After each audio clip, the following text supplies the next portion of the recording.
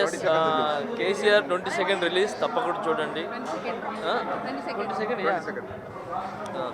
KCR movie 22nd release తప్పక చూడండి. రాకేష్ గారు చాలా కష్టపడి ఈ పొజిషన్కి వచ్చారు. సో ఇది కూడా సక్సెస్ వైపు వెళ్ళాలని, మంచి ఉన్నతమైన స్థాయికి వెళ్ళాలని మనస్ఫూర్తి కోరుకుంటున్నాను. అసలు సినిమా అంటేనే పెద్దది, చిన్న పెద్ద ఏమీ లేదు.